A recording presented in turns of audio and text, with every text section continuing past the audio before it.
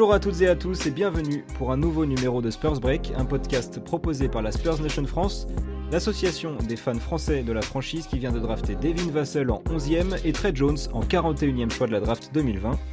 Avec nous aujourd'hui, deux spécialistes des prospects NBA, ils sont membres d'Envergure qui nous rend visite pour la deuxième fois.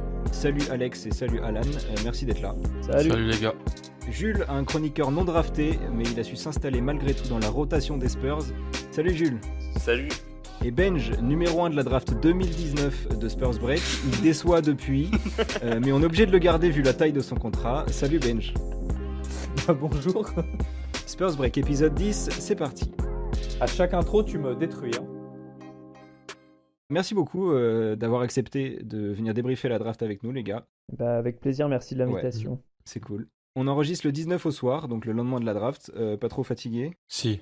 Alan, si, un peu fatigué. Si, ouais. Un peu fatigué. Mais franchement, c'était que du positif, donc c'était top. Ouais, c'est cool à vivre. Et moi, j'ai jamais été très, très hypé des drafts. À chaque fois, je regarde sans trop regarder. Et depuis que vous vous développez un peu, je suis ce que vous faites et ça m'a... Là, j'étais très chaud. Pendant 5 jours, j'attendais. J'étais comme un ouf. Merci. Ça fait plaisir si on peut aider à faire développer les connaissances et l'intérêt autour de la draft. C'est le but. Yes. Bon, avec vous, dans la première partie, on va parler de Devin Vassell, du coup, qu'on a drafté, et Tre Jones. Et ensuite, on vous libérera pour parler avec Jules et Benj de ce qu'on fait avec notre effectif et l'avenir de notre franchise. Donc le plus important des deux, c'est Devin Vassell. On l'a drafté en 11e. D'abord, qui est-il?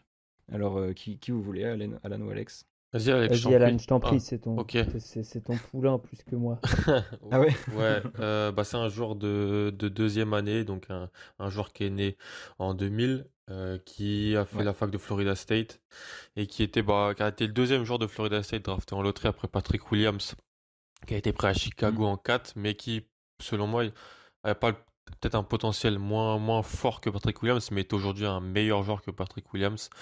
Et pour moi, c'est vraiment un super joueur de cette draft. C'est un potentiel 3&D, très bon défenseur, très bon shooter. Les stats parlent pour lui.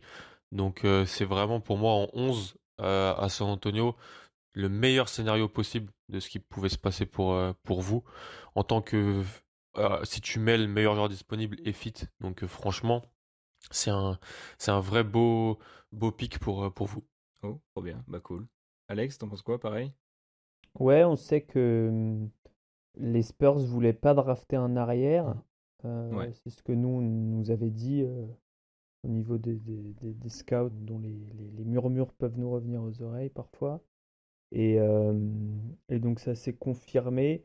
À ce moment-là de la draft, j'ai plus en tête qui il y a de disponible. Mais en gros, nous, dans notre board, on avait peut-être juste Tyrese Maxey qui était devant lui. Kira Lewis, ouais. Kira Lewis, Tyrese Maxey, mais sinon c'était le meilleur talent disponible. Certains vont dire pourquoi ils n'ont pas pris Haliburton et tout. Nous, on pense que Devin Vassell est au-dessus d'Haliburton en termes et d'apport aujourd'hui et d'assurance de production à long terme du fait de son gabarit et du fait aussi les intangibles, ce qu'on appelle les joueurs de Florida State. Souvent, c'est une grosse fac, bon environnement, solide dans la tête. Vassell, il n'y a aucun scouting report qui dit mauvais comportement avec ses coéquipiers, va faire la teuf en boîte. Voilà, c'est carré, comme on dit. De toute façon, c'est un des critères les plus importants pour les Spurs, ce genre de facteur entre guillemets psychologique. Le caractère. Juste après la draft, notre GM, il a fait une petite interview de 15 minutes avec des journalistes où il a dit que justement, il a pris Vassell et Tre Jones, justement, parce qu'il voulait il voulait aussi drafter en accord avec la NBA moderne, c'est-à-dire avec de la vitesse, du shoot, de l'envergure. Mais surtout que le plus important pour les Spurs, et c'est ancré dans la culture, soit que ce soit un joueur qui comprenne le jeu avec un bon QI basket et un joueur qui est un apport sur le terrain, mais aussi en dehors dans le vestiaire et qui a justement un caractère pour. Et il a dit que ces deux joueurs-là étaient parfaits en ce sens-là. Jules, toi, t'es hypé de ces choix? D'abord, Devin Vassell, on parlera de Tre Jones après. Ouais, moi, Devin Vassell, j'aime beaucoup. J'aurais adoré Patrick Williams, mais les Bulls sont pris en 4, donc voilà. C'était son partenaire à la fac. c'est Ouais, ça. ouais. Bah, c'était plus Patrick Williams que j'aimais beaucoup le potentiel qu'il avait. Mais après, c'est vrai que Devin Vassell, au moins, on sait ce qu'on achète là direct. Et c'est quand même, ça manque réellement à cette équipe de savoir ce qu'on a. Parce qu'on a des joueurs qui ont du potentiel, mais on sait pas vraiment ce qu'ils apportent. Lui, au moins, on sait. On sait ce qu'il va faire. Il va défendre, il va shooter. Et voilà, donc c'est super. Est-ce qu'il a quand même un potentiel important? Parce que bah après, je sais que dans cette draft, il n'y a pas de star apparemment. C'est ce que vous dites à Envergure. Hmm. Mais est-ce qu'il a un gros potentiel quand même? Parce que nous, on est une équipe en reconstruction. Ça y est. Et donc, le but, c'est d'avoir un gros potentiel. C'est pas forcément d'avoir un gars qui nous apporte tout de suite. Bah, il reste jeune. Et puis il a montré Mm. qu'il avait Il a évolué, 20 ans. Et c'est un 2000. qu'il avait évolué déjà entre son année 1 et son année 2 en NCAA, c'était pas le même joueur. Il a une prise d'importance dans tout, c'est devenu le leader de l'équipe. Euh, et puis oui, il a montré des flashs de qualité de tir en sortie de dribble. Il a montré des flashs défensifs aussi très très forts. Je pense qu'avec Alex, on en parle souvent. S'il n'y avait pas Isaac Okoro dans la draft, pour son profil défensif, on parlerait en Vassell comme l'un des tout meilleurs défenseurs de la QV. Hmm. C'est un vrai two-way player. En fait, il est vraiment modélisé, je pense, pour les Spurs. Et c'est un joueur que les Spurs, si les Spurs sont toujours ce qu'ils sont, vont vraiment réussir à en tirer le maximum. Donc, ça peut être vraiment un titulaire plus, un starter plus à l'aile. Où on sait que c'est le poste le plus convoité à la ligue en NBA parce qu'il y en a peu, en fait, des très bons ailiers. Hmm. Et puis si tu draftes à ce moment-là, en 11e, euh, c'est assez difficile d'aller vers... Enfin, tu peux aller vers des joueurs avec plus de potentiel. Tu peux aller sur un Precious Achiuwa, même un Cole Anthony, un Mm. Pokusevski, euh, peut-être même Maxi a un potentiel plus haut, mais déjà ce sera pas beaucoup plus haut et le plancher sera beaucoup plus bas que celui Mm. de Devin Vassell. Donc avec Alan, on n'est pas forcément en accord sur peut-être le plafond de Vassell. Moi, je pense Mm. qu'il manque de qualité physique intrinsèque pour vraiment créer son shoot tout seul un jour, même Mm. si sa longueur aide. Mais en revanche, on est d'accord pour dire que demain, tu peux le mettre. Enfin, en gros, c'est Michael Bridges euh, d'il y a 2 ans, quoi. Ouais. Mm. Alors, le type qui va apporter direct en NBA et peut-être avec un meilleur shoot que Michael quand il est arrivé. Mm. Et si on veut l'utiliser directement, est-ce que ça peut fonctionner avec le jeu de DeMar DeRozan, par exemple? Si on le garde. Ça dépend où tu fais jouer DeMar DeRozan, je pense. Vu qu'il a joué en 4 dans la bulle, est-ce que tu le fais jouer en 4, DeMar DeRozan? Est-ce que ça, Mm. assez compliqué. Qu'est-ce que tu fais d'Aldridge? Moi, je pense que... En fait, toutes les questions de roster vont tourner autour d'Aldridge, en Ouais, fait. c'est Parce ça. que si Aldridge est là, enfin, tu tues un peu ton small Mm. ball. Et du coup, c'est compliqué de jouer. C'est plus compliqué de jouer avec un gros Mm. rythme comme ça. Et enfin, de toute façon, je pense que bon, Trey Jones va évidemment passer son année en G League, je suppose. À moins qu'on ait vraiment un besoin urgent de Mm. meneur. Et encore. Mais Vassell va faire, je pense, son début de saison. Vu ce que Brian Wright a dit, Le GM il des pense Spurs. qu'il est prêt à jouer. Mm. Exactement. Il pense qu'il est prêt à jouer, mais ils veulent rien forcer et ils veulent laisser Pop et son staff voir où il en est, le laisser un peu prendre ses marques avant de le jeter en NBA. Mm. Ouais, bah, ça serait pas bête. De toute façon, il y a le temps. Pas la prochaine équipe des Spurs qui va jouer le titre, et c'est pas celle de 2020-2021, je pense. Ah Donc, merde. il y a le temps de le développer. Il y a puis aussi Keldon Ouais. Johnson, il y a Lonnie Walker, il y a plein de monde à développer de toute façon. Donc, je pense que c'est un bon environnement pour lui. C'est un Hmm. bon joueur pour les Spurs à développer. Et donc, qui start ou qui sort du banc pour 15-20 minutes, dans tous les cas, il va pouvoir faire ses gammes et tout ça. Je me fais pas de soucis pour. C'est un des. On en parlait avec Alex et les autres gars d'envergure. C'est peut-être un des meilleurs fits de la loterie qu'on préfère. Donc, Hmm. il y a tout pour que ça se passe bien en fait. Hmm. Et Devin Vassell, c'est Mm. typiquement le genre de joueur qui, même si il fait une saison rookie moyenne, admettons, euh, ne va pas faire baisser la valeur des coéquipiers qui sont sur le terrain en même temps que lui. C'est-à-dire que Mm. Mm. tu peux imaginer que ça sera forcément il va donner de l'espace au jeu et du coup, ta traction arrière, peut-être qu'il y en a un qui va du coup avoir un peu plus d'espace, faire un peu plus de stats et du coup, quand tu vas le trader pour un peu plus de retour. Il faut aussi penser comme ça quand tu vas à la draft, quoi. Donc, euh, donc Devin Vassell, enfin, vraiment, c'est low risk et potentiel medium reward, voire high reward si tout va très très bien, quoi. Au niveau du physique Ok. et défensivement, est-ce qu'il peut défendre sur plusieurs postes? Est-ce qu'il peut aller jusqu'au poste 5, jusqu'au poste 1? Poste Parce 5, qu'apparemment, non. il est un peu costaud, il est grand. 5 non, je pense Mm. pas. Non, pareil. Il a une belle envergure. Et 1, je pense pas non plus. Pour Non. le coup, par exemple, c'est quand il y avait un joueur à Florida State qui devait défendre sur le 1 adverse, c'était Ouais. plus Patrick Williams que Ouais. Devin Vassell. Ouais. D'accord. Devin Vassell, il va être à son meilleur, je pense, soit en wing stopper. Généralement, c'est les meilleurs initiateurs sont à cette position-là. Donc, il peut être pas mal. Il va falloir qu'il prenne un peu sur le haut, peut-être pour encaisser le choc et la puissance physique de certains. Mm. Euh, Les Spurs ont déjà annoncé qu'ils voulaient qu'ils prennent du poids et du ouais, muscle. c'est généralement. Sûrement pour le déplacer définitivement au poste Mm. 3. Bon, entre 2 et Vu 3, qu'il est un peu ouais. grand. Je sais pas s'il y a une vraie Mais différence. vu qu'on joue déjà très small Ouais. ball, oui, je suis d'accord, mais vu qu'on joue très small ball, histoire qu'ils Ouais. soient un peu plus costauds qu'un Derrick White, Ah un oui, oui, bien Murray sûr. Mais de toute façon, il est déjà plus grand ou... naturellement. Il Mm. est plus long, donc. Oui, il fait 2 Ouais, mètres. ouais, Ouais. puis il est long. J'ai pas son envergure. Il a Je sais une pas belle si t'as envergure Alan, de mais. pieuvre, ouais. Ouais, il a une Ouais, belle, ouais. il a des longs bras. Ça se voit qu'il a des longs bras, en fait. Mm. Donc oui, défensivement, moi je dis de Ok. 2 à 4. Ouais, pareil. Ce qui est pas mal déjà. Ce qui est très honnête. On prend. Ce qui sont les postes les d'accord. plus Ouais. durs à défendre. Donc. Ça va nous changer, hein. Ouais, absolument. Moi, j'ai une question. Est-ce que il peut jouer 4 small ball quand même? 4 small ball, on l'a pas vu en fait. On l'a vu vraiment jouer poste 3. C'était Patrick Williams le Ok. 4 small ball sur les séquences. Moi, je pense qu'à terme, s'il prend du Ok. gabarit, il peut. Mais quand on voit Jake Roder qui joue poste Mm. 4, Mm. les De postes, Rosen ça, qui joue poste 4 encore les même aux postes Spurs. 3 d'avant sont maintenant parfois des postes 4. Mais il va falloir qu'il s'étoffe sur le haut du corps, je pense. Pour l'instant, il a plus le. Pour moi, il a Ok. plus le physique d'un Chris Middleton.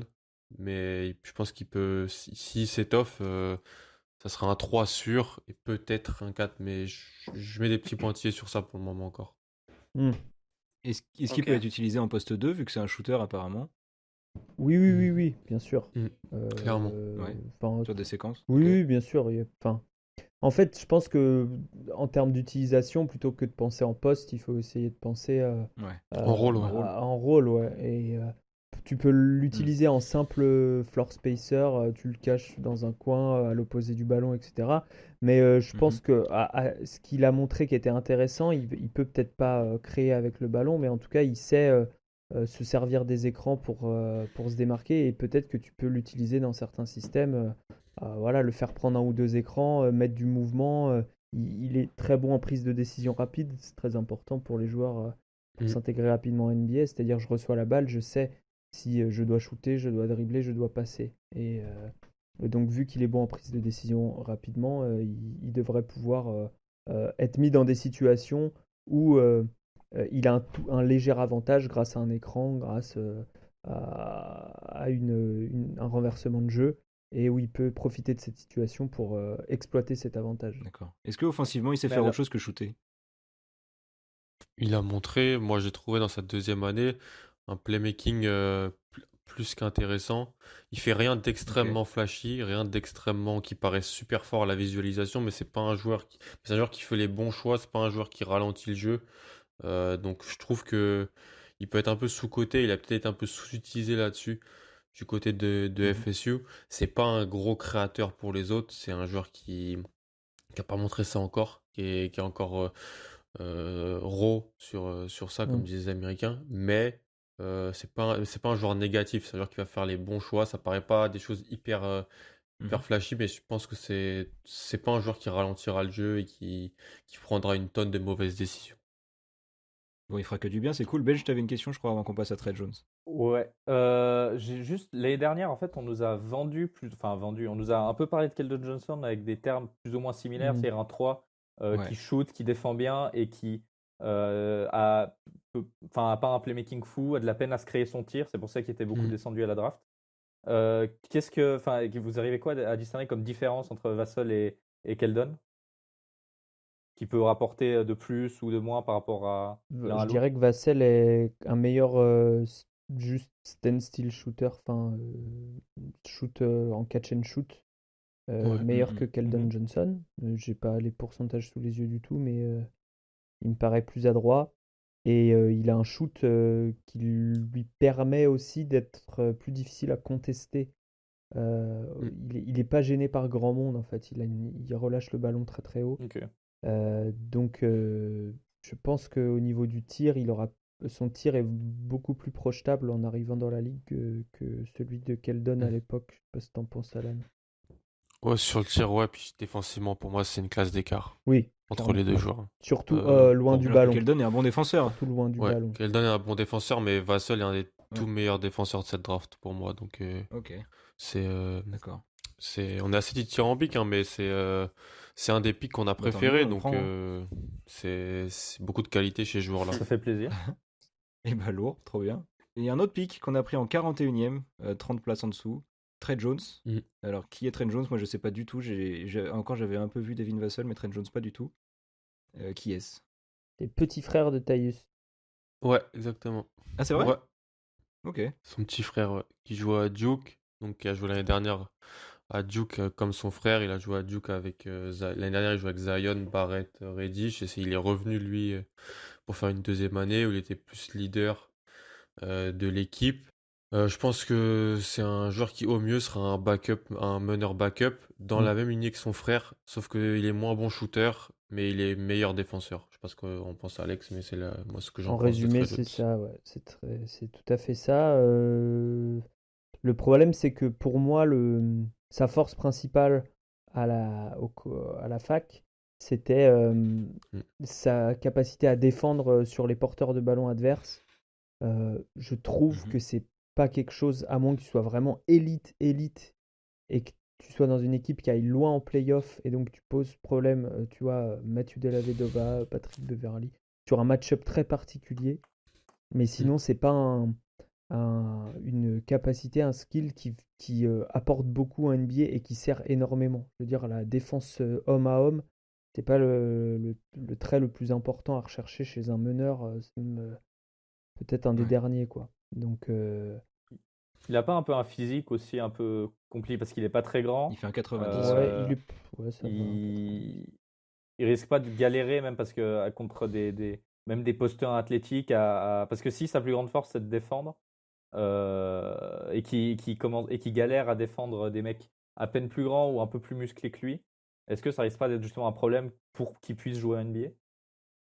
Ça Moi, peut, mais on lui demandera de défendre contre des bancs, donc je ouais. pense pas qu'on lui demandera de défendre contre des meneurs élites, et de toute façon, personne arrête vraiment les meneurs élites, hein, donc c'est, Mhm. je pense que c'est un choix que j'ai trouvé un peu bizarre, Ouais, moi perso, aussi, vu ouais, je suis que d'accord. il y avait beaucoup de guards déjà du côté des Spurs. J'aurais peut-être préféré un intérieur stretch 5 ou un joueur comme ça, Mm. mais je pense qu'il va jouer en G-League. Je pense que il va faire ces gammes-là. Il reste plus jeune aussi. Il a le même âge que Vassell. C'est deux joueurs nés en 2000. Donc, ça peut être un joueur de rotation si tout se passe bien. Je dirais ça. Autant au premier tour, tu peux drafter au potentiel, autant au deuxième tour, c'est un peu compliqué de faire ça, ou alors faut avoir du pif, quoi. Mais Mm. généralement, les freshmen qui glissent, ou les premières ou deuxième années qui glissent au deuxième tour, pardon, je vais y arriver, ont peu de chances de devenir des gros joueurs. Et si tu regardes les mecs qui sont pris derrière Trey Jones, il y a du Isaiah Joe, pur shooter, même Nico Mannion. pardon? Nico Mannion. Ouais, Nico Magnon, si tu veux rester sur des arrières.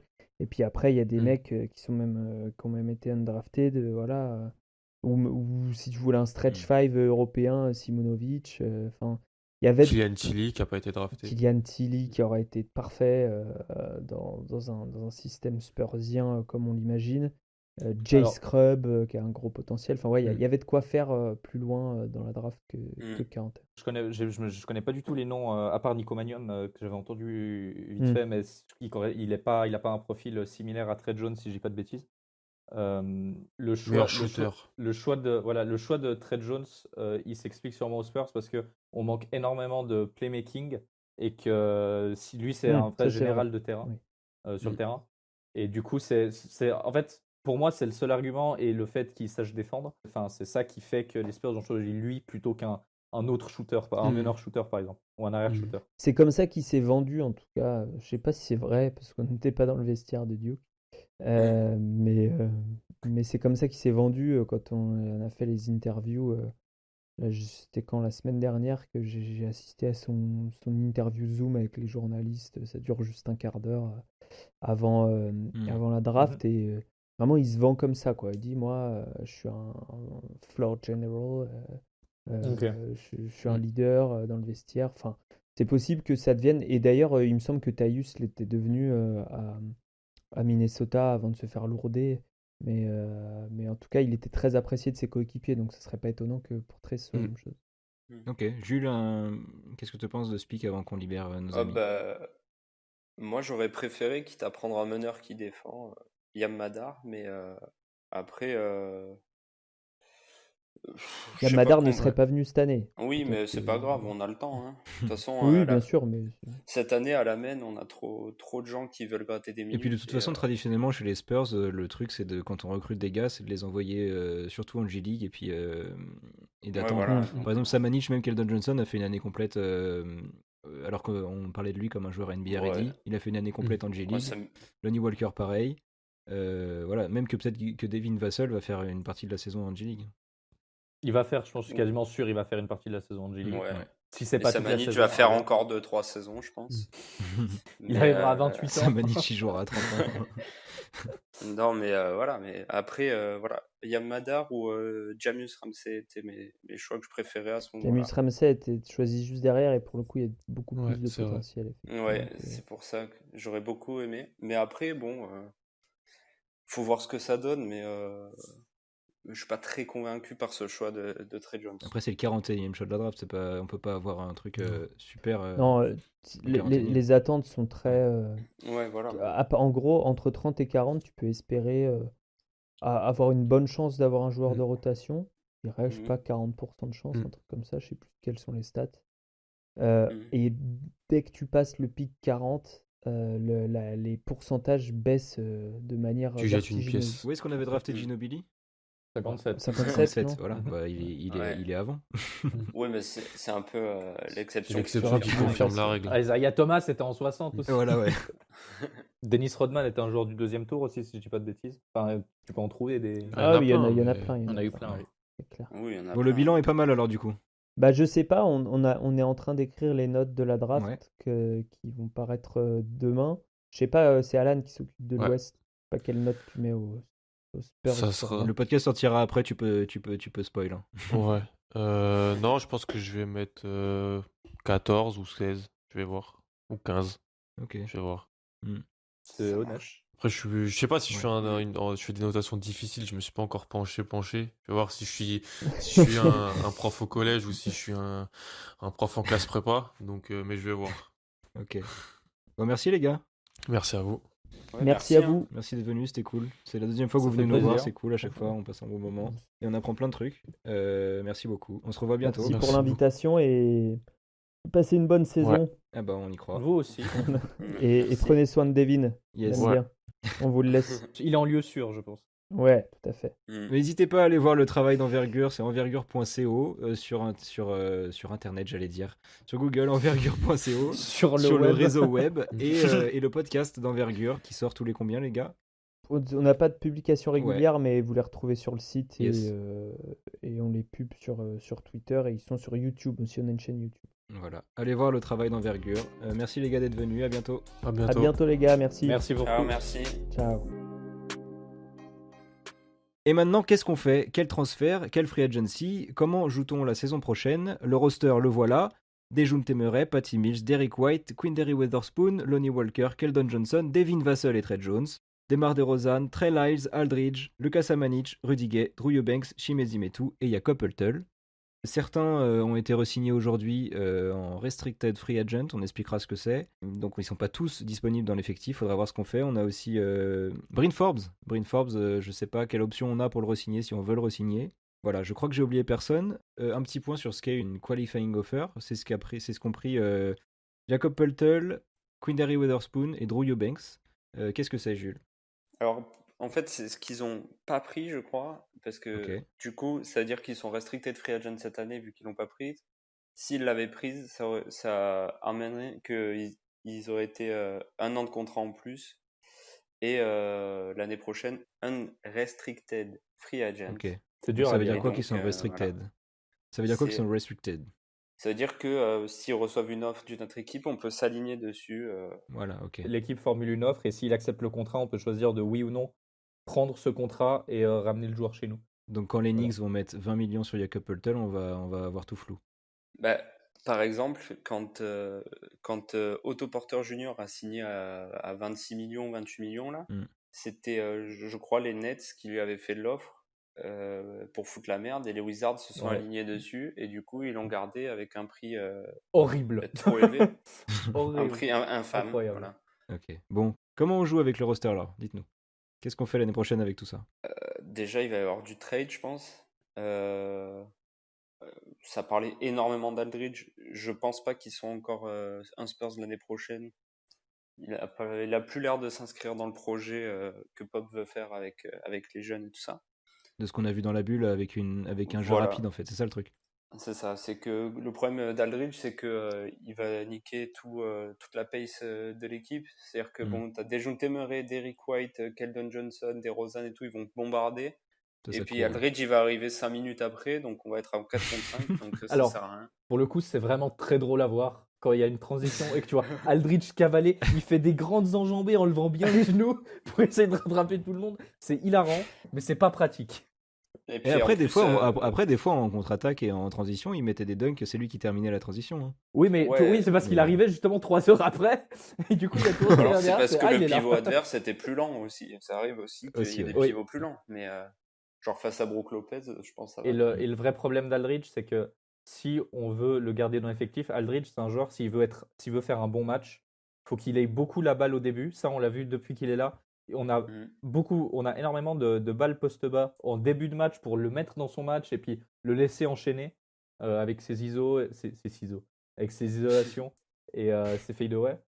Et du coup, là, le fait est que si on doit faire ça à chaque début de match, on va ralentir tout et on va perdre un momentum où dès qu'il rentre, il va devoir. Aldridge ralentit beaucoup trop le jeu, même sans parler de course. Son style de jeu ne correspond pas à ce qu'on veut faire dans la bulle.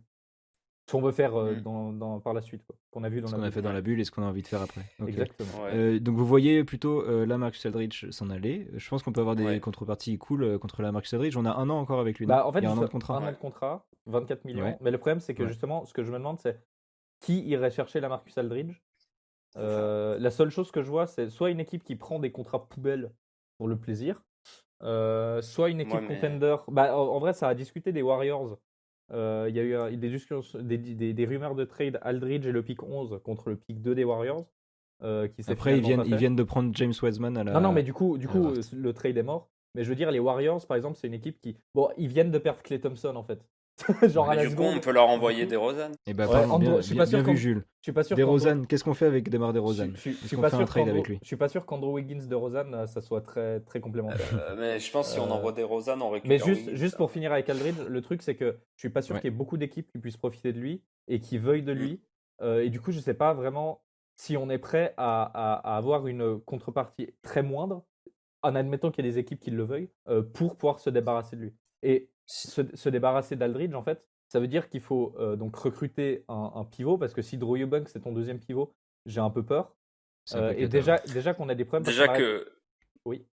déjà que Potel en premier pivot, ça fait un peu peur. Alors, Mais en vrai, ça, pour le coup, moi j'y crois. bah, En tant que en tant que bûcheron sous le panier, pourquoi pas. il va Sachant falloir que un peu plus de joueurs autour. quand et même. on n'arrête pas de dire qu'on a beaucoup trop d'arrière, mais si admettons qu'on enlève juste Aldridge, ou même en gardant Aldridge d'ailleurs, Admettons que notre meneur titulaire, ça soit Dejounte Murray et notre arrière titulaire Derrick White. Au poste 2, il nous reste Patty Mills, Lonnie Walker, en partant du principe que Demar joue en 3 et que ce soit Keldon sa rotation. Donc on a Dejounte Murray, Lonnie Walker, Derrick White, Patty Mills. Si on a un qui se blesse ou qu'il faut faire tourner ou quoi que ce soit, c'est qui a court, des ouais. problèmes de fatigue, on a besoin de signer, on a besoin d'un arrière en plus en fait. Et c'est pas Trent Jones Bah, qui va nous l'apporter. Donc C'est peut-être Quindary, du coup, à ce moment. Quinn Darry a signé un two-way, je crois. Là, il est restricted. Enfin, il est restricted, mais la qualifying offer était en two-way. Donc je sais pas ce qu'on va faire. Je sais pas si Quinn Darry peut assurer un poste comme ça. Mais sinon, c'est pas dit que Forbes ne soit pas là à la rentrée. C'est pas dit qu'on ne re-signe pas Forbes. C'est pour ça que C'est j'ai parlé possible. d'une resignature de Forbes. Oui. C'est très possible. Du coup, là, ouais, je pense que Aldridge, si on trouve pas de trade, il reste une éventualité, c'est de le cut. Comme ça, il pourra signer au minimum chez un contender. Là, il y a plein de gens qui vont aller le choper, tu vois. Après, est-ce que Ouais, nous, mais on est de prêt à le cut après, ça nous laisse dans notre, Et dans ouais, notre cap et oui, space, mais dans notre t'as pas le globalement, choix. notre budget, ça nous laisse 24 millions qui sont pris. Quoi. Globalement, on s'en fout en fait. Parce que je pense que si on cut Aldridge, c'est qu'on ne peut pas le trade. Et vu qu'Aldridge, c'est la seule pièce qu'on a vraiment envie de trade, ce qu'on veut, c'est avoir de l'argent à la free agency 2021 pour tenter de signer quelqu'un. Je crois que c'est ce vers quoi les Spurs se tournent. Et c'est pour ça que le fait que DeRozan ait pris son option, c'est très bien. C'est vraiment la meilleure chose, je pense, qui pouvait nous arriver. Parce que trade DeRozan contre une contrepartie intéressante, c'est aussi compliqué. Et il va pouvoir vraiment servir de base sur laquelle l'équipe va se construire. C'est-à-dire que si tu enlèves DeRozan, tu as Dejounte Murray, Derrick White, Lonnie Walker, Keldon Johnson, même Trey Lyles, Jacob Poeltl en roue libre. Les seuls vétérans, c'est Patty Mills et Rudy Gay. C'est compliqué. Du coup, pour moi, DeRozan doit vraiment avoir ce rôle de mentor. Et le fait que l'année prochaine, il soit en fin de contrat sûr et qu'il soit free agent, ça nous laisse beaucoup de marge. Aldridge aussi est free agent, donc ça va nous laisser combien 27 et 24, ça va nous laisser 50 millions de marge pour la free agency 2021. Rudy Gay est free agent aussi. Rudy Gay est aussi free agent. 16 millions de plus.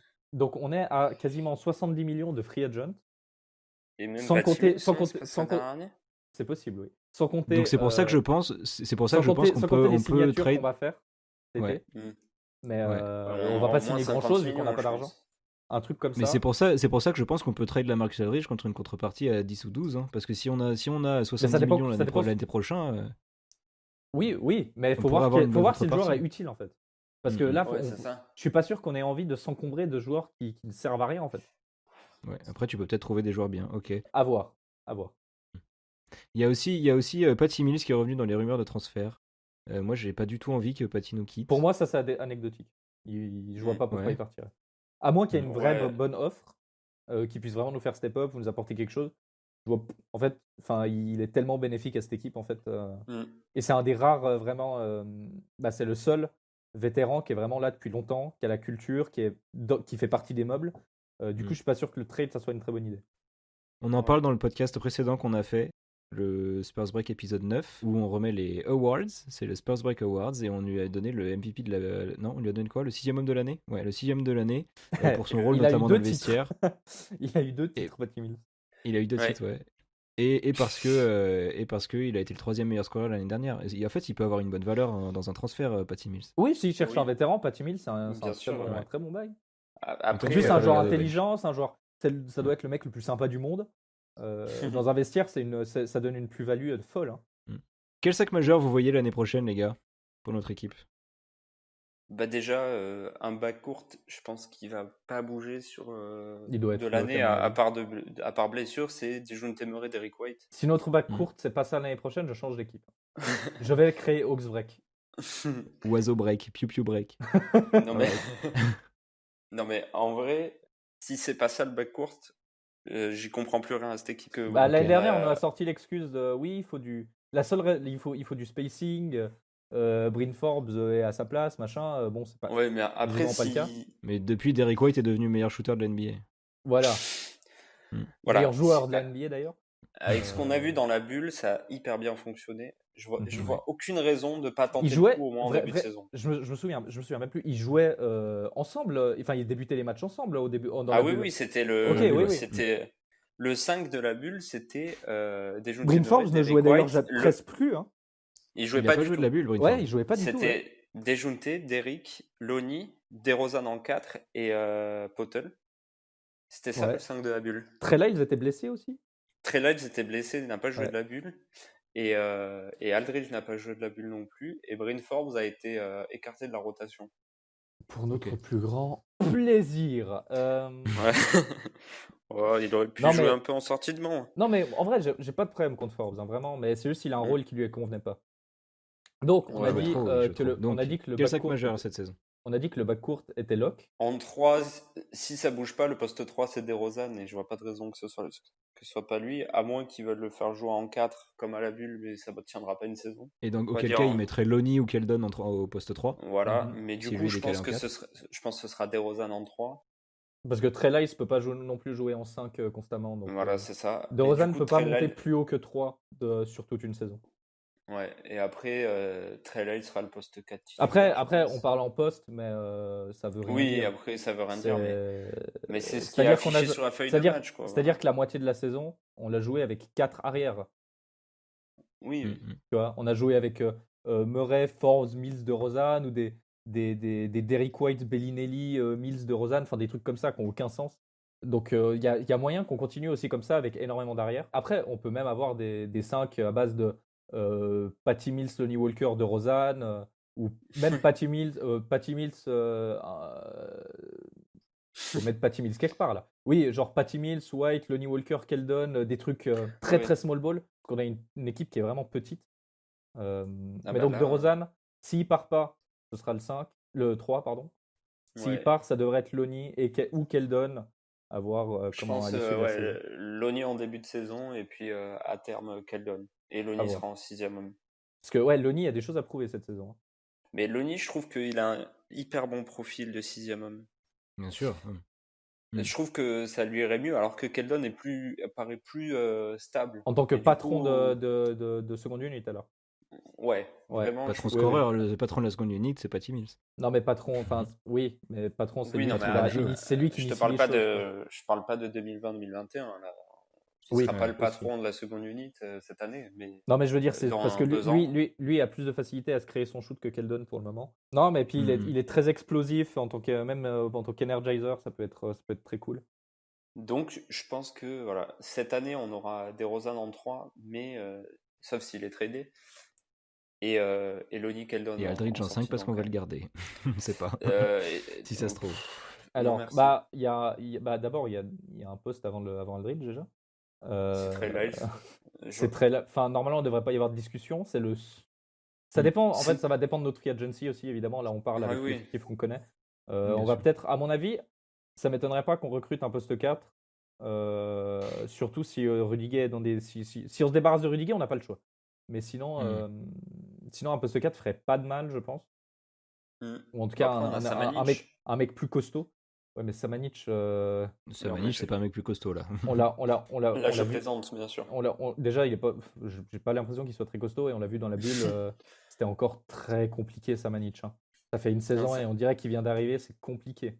Il a 20 ans. Samanic, Je rappelle qu'il a le 20 ans. Oui, qu'il a il le est même très. âge Il n'y a que pas de souci, Rookie. mais Voilà. ça fait un an et on dirait qu'il a. C'est compliqué de le mettre dans la rotation tout de suite, bien sûr. On L'année va lui prochaine, il laisser sera le pas temps. vraiment- ça- Lui, c'est ça- vraiment. Si c'est un diamant et pas un caillou, c'est vraiment un diamant brut. Voilà. Et du coup, poste 5, ben, Aldridge s'il reste, ce qui ferait mal parce que avec l'équipe qu'on a autour, ça marcherait pas. Ou sinon, Poeltl, si on le re-signe. C'est vrai quelqu'un d'autre qu'on aura re-signé, parce qu'en vrai, on sait pas. Voilà. Et à ce moment-là, c'est Drew Eubanks et je me tire une Parce qu'en balle. plus, la free agency, elle est courte. Hein. On a quoi? Un mois de free agency et la reprise, ou même pas? 3 semaines et demie? Un Ouais, truc mais comme là, ça. c'est demain la free agency, hein, déjà. Ok, on a pile un mois de free agency. Si on ne re-signe pas Poeltl vite ou un pivot qui peut faire office de pivot titulaire, on commencera la saison avec Aldridge. Donc à Ouais. voir comment. En plus, la saison dernière, il a dit qu'il voulait plus de responsabilités et plus d'argent. Donc à voir combien il prend. C'est Ça pue. compliqué. Qu'est-ce qu'il vaut? Parce qu'en vrai, il est très valuable, mais qu'est-ce qu'il vaut sur le marché? À voir. Je saurais pas dire. En Hein. 10, vrai, 10, il 12, faut, 10, 12 millions, non? Je sais pas s'il vaut plus que. Je sais pas vaut- s'il vaut plus ouais. que 10 millions, plus que 12, plus 10 que millions. 14. 14, ça me paraît beaucoup. En sachant qu'avec son profil, avec son profil, tu peux choper un vétéran qui a le même profil et qui te coûtera 3 millions. Mais il n'y en a tu pas vois. beaucoup, justement, des joueurs qu'on se Il profile. n'y a Dwight pas Howard. un Javal McGee là, Dwight Howard, qui- Ouais, Javal mais on McGee, veut il est pas, pas on des veut pas que Lakers. Javal McGee soit notre pivot titulaire. Non. Ben moi je veux bien si c'est pour pas avoir à payer Potel 14 millions, je te le dis. Hein. Non, mais Javal McGee, c'est absolument pas un mec qui peut jouer titulaire dans une équipe NBA. Ça va nous détruire. Tu vois. Mais on n'a aucune ambition pour cette année. Donc Oui, j'ai mais aucun l'objectif, c'est problème. de jouer au basket. Ouais, mais il y a Kate Cunningham en la loterie de l'année prochaine, donc Ok, bah. aucun problème à avoir le first pick cette année. Hein, je te le dis. Oui, faut pas miser sur ça, on verra. Hein. Oui, mais après, il faut aussi que les jeunes aient envie de jouer au basket. Tu vois. Si on se fait Hmm. détruire tous les jours, tu n'apprends pas en fait en te faisant détruire. Enfin, En pas vrai, de on voit façon qu'on est en constante. train de bégayer parce qu'on n'est pas du tout habitué à être une équipe en reconstruction. Il va falloir qu'on apprenne, les amis. Allez, Voilà. Qu'on apprenne à être nul. on ça, apprend, c'est- on apprend tous ensemble.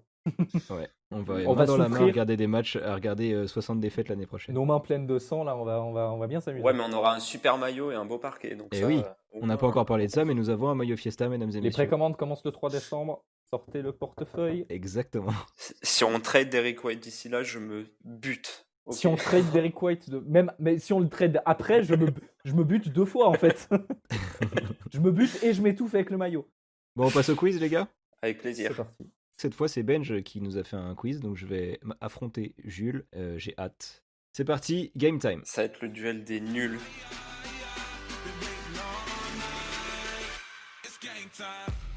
Donc ce sera moi ce mois-ci qui s'occupera de ce quiz pour la simple et bonne raison que Jules devait faire des courses. Voilà, C'est vrai. Vous expliquerez avec moi. les coulisses en direct. Donc j'ai 5 questions et une bonus au cas où je me foire. Parce qu'ici on est T'es les plus prévoyant. prévoyants que moi. Qui est moins prévoyant que toi? La première question est une question de rapidité. J'aimerais entendre vos noms avant que vous gueuliez à la réponse, s'il vous plaît. Ok.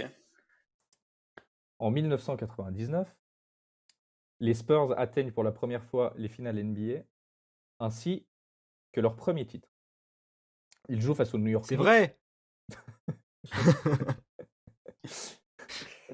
Arrête de parler. Pardon. Ils jouent face ils jouent face aux New York Knicks, privés de leur pivot titulaire Patrick Ewing. On connaît l'histoire. Pendant les voyages, ainsi que pendant les nuits à l'hôtel, qui peuvent être longues parce que New York est une toute petite ville, certains joueurs des Spurs, notamment Tim Duncan, David Robinson ou Sean Elliott, s'adonnent à une activité particulière. Laquelle est-elle? Tibbs, Oui, il joue à la console avec les vieilles consoles là. pas la réponse que j'attends. C'est pas la bonne réponse. Ah, tu veux la console? Non, je veux je veux l'activité précise. Voilà. Il joue aux jeux Putain, j'ai- vidéo. Je veux l'activité précise. C'est sur la bonne voie. Il faisait un truc en particulier. Ils y jouent à Mario Kart. Et cette info me rend heureux. Non, pas Mario Kart. C'est un jeu très connu, très compétitif, donc du début des fins des années 90, début années 2000.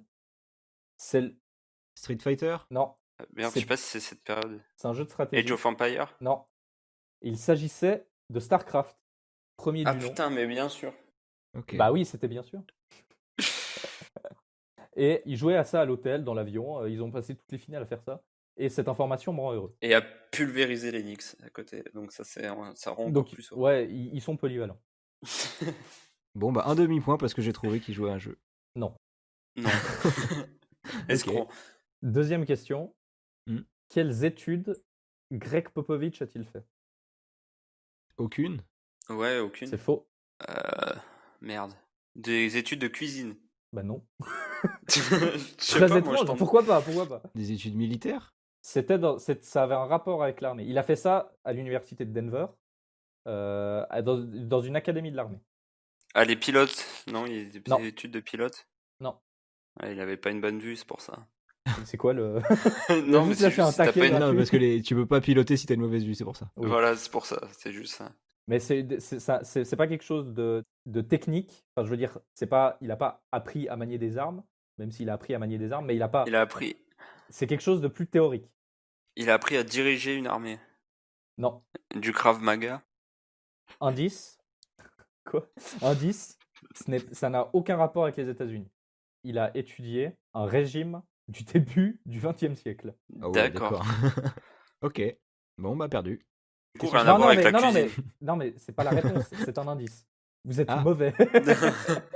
Il a étudié l'URSS. Oui, merci. Ok. Putain. Il a Et fait genre, des il va études- gagner un point sur ça, là? Il a fait Bah vous ouais. êtes nuls. Il a fait des études soviétiques à l'université de Denver. Et ensuite, il a rejoint l'Air Force. Il a été capitaine et meilleur marqueur de l'équipe de basket de l'Air Force. Il a même fait un test pour entrer en NBA à Denver, mais il n'a pas été pris. Et il a eu plusieurs missions dont personne ne connaît à teneur, en Europe de l'Est, en Turquie et dans plein de pays. Et c'est là aussi qu'il a développé son amour du basket. Ok. Et bah, un point pour moi, je suis trop fort. Scandaleux. Vous êtes nuls, mais on aura eu une anecdote. Question 3, je veux vos noms également. Ok. C'est beaucoup plus basket. Ah. Quels sont les 3 derniers joueurs à avoir fait partie d'une All-Rookie Team en étant parmi les Spurs, en étant draftés par les Spurs? Oh putain. Euh, Wow. Il y en a pas beaucoup, je pense, Thibaut récemment. Oui, Eh ben, je vais tenter le trio Duncan, Ginobili, Parker. non. Je répondrai non tant que j'aurai pas les 3 joueurs. Jules, Oui, je vais dire Duncan, Parker, Kawhi. non. Je pense que Duncan, c'est un peu trop vieux. Non, Duncan, il est dans les réponses. Ouais, mais les 3 derniers à avoir eu. Ah oui, peut-être qu'il y en a eu après depuis. Ouais, je pense qu'il y en a eu depuis. Oh. Ah, mais il faut se rappeler de tous les choix de draft. Ah ouais. Livio Jean-Charles. Non. Tu as joué un match? Il a joué que la pré-saison, il a même pas joué un match. Bon, est-ce que Duncan est dans la réponse déjà? Non. Ah, bah, c'est bien putain. ce qui me semblait. Jules, Oui, Kawhi, Parker, Ginobili. non. Tony Parker, qui a été All-Rookie First Team en 2002, ne fait pas partie de la réponse. Voilà, c'est... Ah ouais, d'accord. Indice. Non, mais j'arrête pas tant que vous l'avez pas. Hein. Ok. C'est hors de question. Vas-y. Moi, je veux pas arrêter de toute façon. Kawhi Leonard est dans la réponse, Ouais. Bon, bah, j'ai un des 3 déjà. évidemment. Le deuxième a joué aux Spurs de 2000. Donc, il était drafté en 2010. Il est parti en 2013, après la finale perdue. C'est Ok. pas Gary Neal? Et l'autre, il a eu il a été dans l'équipe un an avant. C'était un intérieur bûcheron. Thibaut, Oui, Gary je veux les Neal, 3. Hein. Kawhi Leonard, Aaron Baines. Ah putain, c'est ce que j'allais avoir. Oh. Thibaut, Oui, Gary Neal, Kawhi Leonard, Jeff Ayres. non. Oh bah. Un ailier fort pique à la 37e position. Ah ouais. Putain, j'arrive pas moi. Un beau style s'il est dans l'équipe de rookie de l'année, putain. Il est. Est-ce qu'il est là pendant le titre de 2014? Non, il quitte l'équipe en même temps que l'autre rookie. Putain, je vais pas m'en rappeler. Hein. Eh bien, il s'agissait de Kawhi Leonard, Gary Neal et Derwan Blair. Putain, mais oui! Ah ouais. Lui, il est, Oh, il est merde. connu parmi les Spurs. J'ai pas de. Enfin, c'est un mec qui a Bon, marqué. je l'avais pas. Moi, je le connaissais pas. Ah, si, Mais des non. rois de Blair, mais Quand même. putain. Enfin, oui, je vois qui c'est, mais. Ah, Donc, 1-0 pour moi, Ah, toujours, mais je suis trop, s'il trop gagne fort. sur la question mène. du scandale, moi je pète un câble. Alors, question 4. J'ai sous les yeux la liste des 20 tireurs à 3 points les plus prolifiques de l'histoire des Spurs. Ok. Vous allez m'en donner un chacun à votre tour à tour. Ok. Et le premier qui se trompe, qui en sort un qui n'y est pas, il est éliminé. Jules, tu commences. Ok. Danny Green. Oui, 3e position. Patty Mills. Oui, 2e position. Manu Ginobili. Oui, 1re position. Bien joué.